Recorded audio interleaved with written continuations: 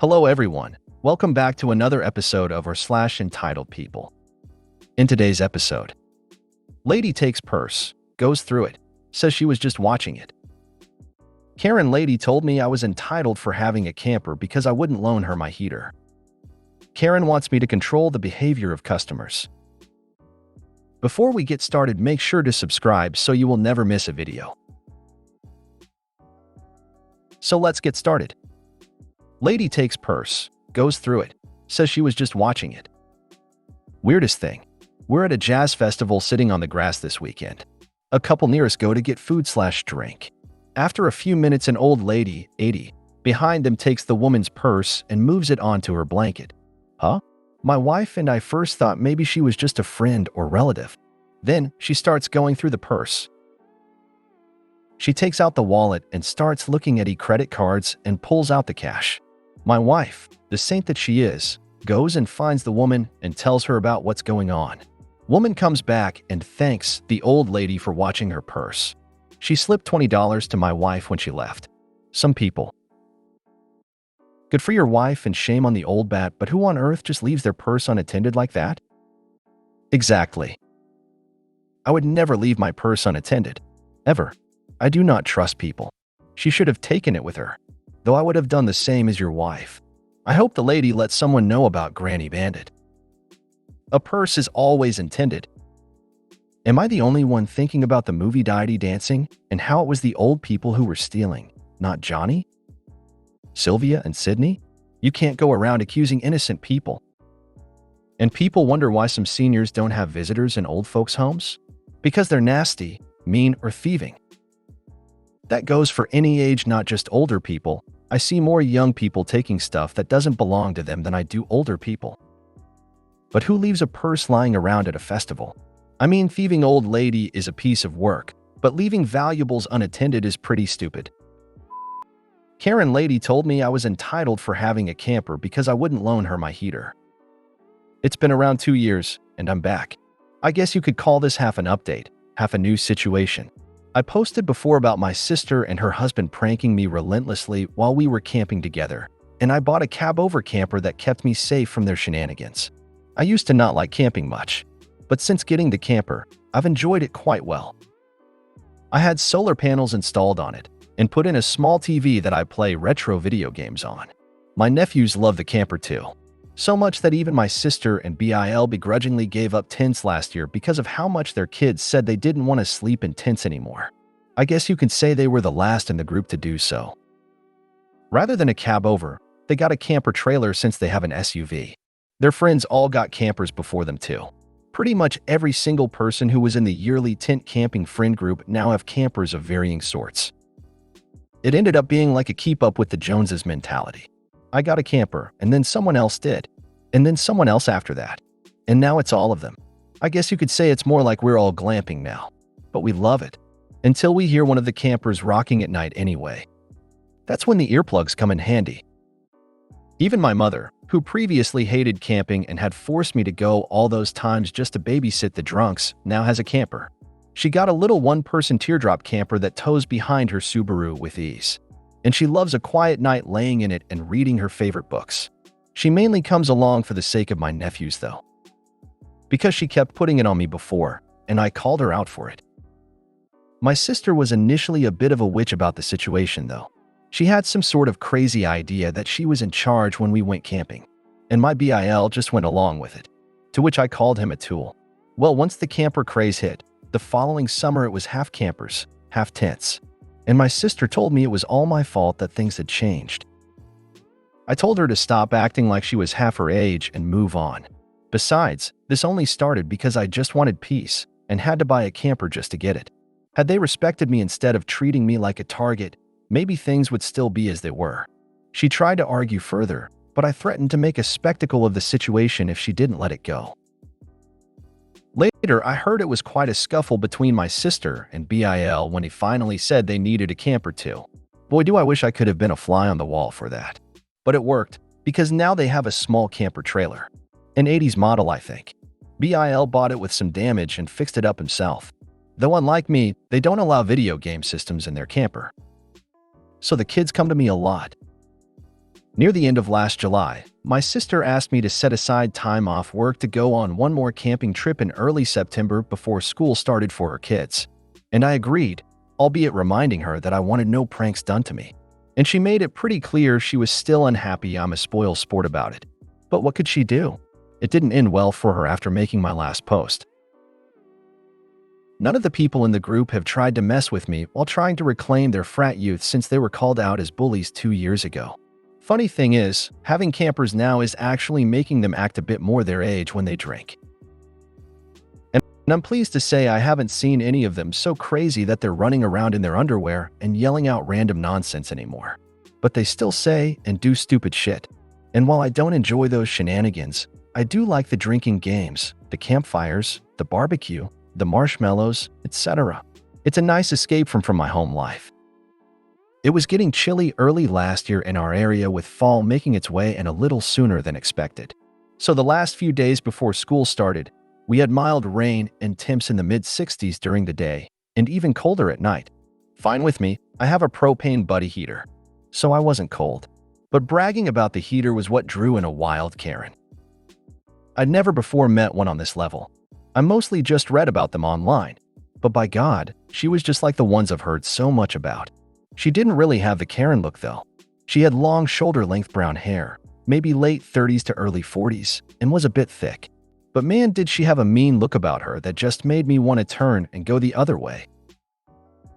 The campsite we went to had a small vendor store at it that sold basic supplies and some foods. I rode in on my old MTB and bought a soda. I'd met another guy while out riding on the trails, and he had a crazy bike made out of a vintage beach cruiser I learned was called a clunker. He was very specific it was spelled with a K.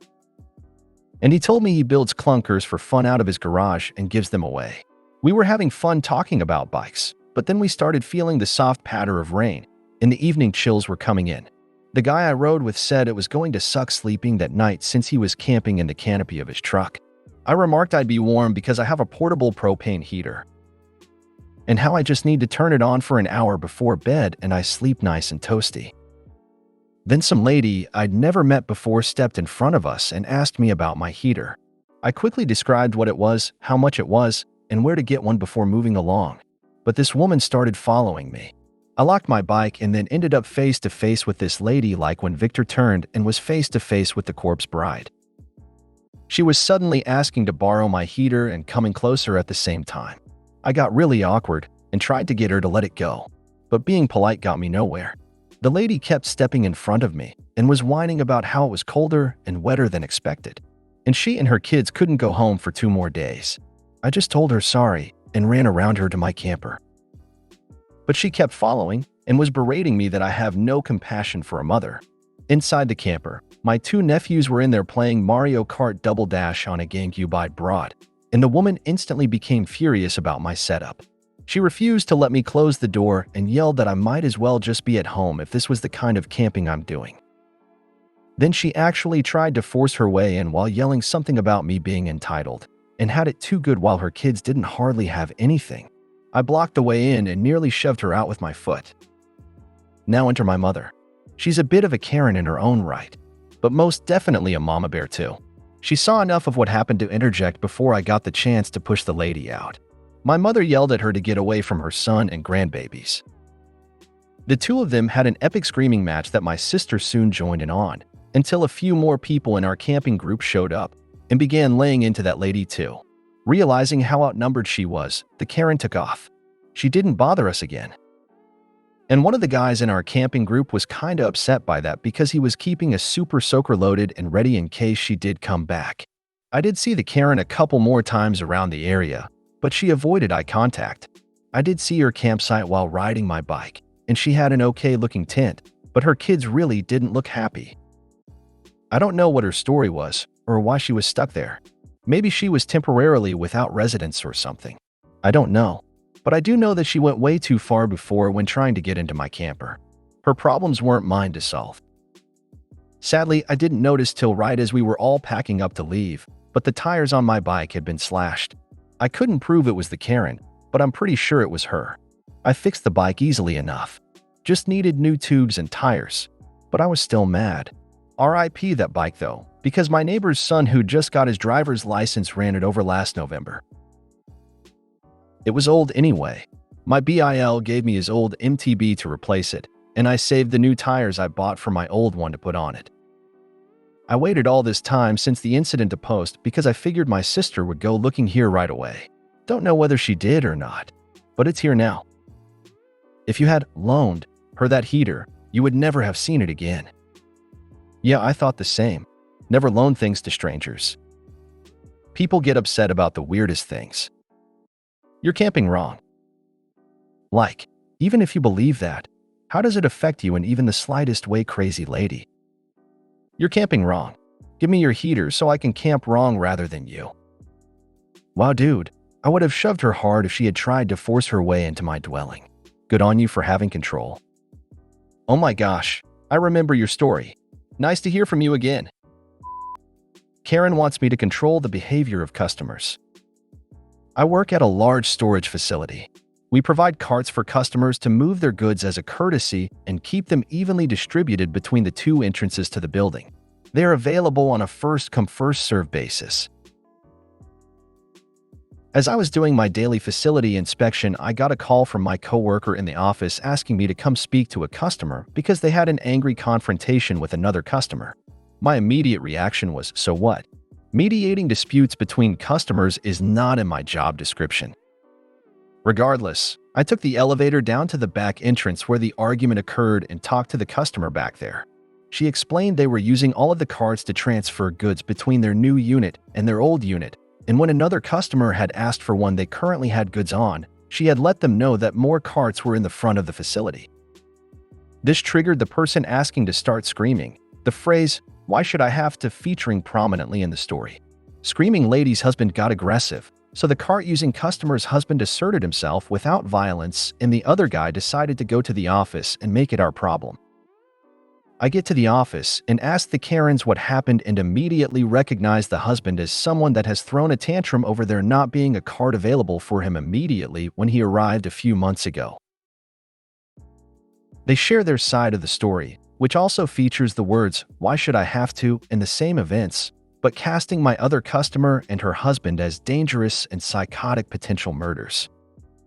Male Karen repeatedly states he will do whatever he has to do to protect his wife. I let him know if anyone does violence on the property, they will be evicted and reported to the police. He keeps saying that it's my responsibility as the facility manager to control my customers, and that if something happened to them, I would be the one at fault. I disagreed with him strenuously, stating that I can't control anyone and am not responsible for the behavior of my customers. They left in a huff, saying I'm not even a real manager. I let them know there are more carts in the front if they still need one. You are a customer. I will now control your behavior in this facility by evicting you and trespassing you. Now get your belongings out and leave. Short and to the point. Perfect. He's the out-of-control customer. No self-awareness. Funny thing is that he has worn a thin blue line hat every time I've seen him. No self-awareness is his core personality trait. As a manager, you should be empowered to cancel their contract. You obviously have a different need than we can offer, so we hereby cancel your contract. Stupid, entitled, lazy PPL. Customer service can be the worst job at times. If you made it to the end of the video, thanks for watching. Don't forget to like, subscribe, and share, and we will see you in the next video.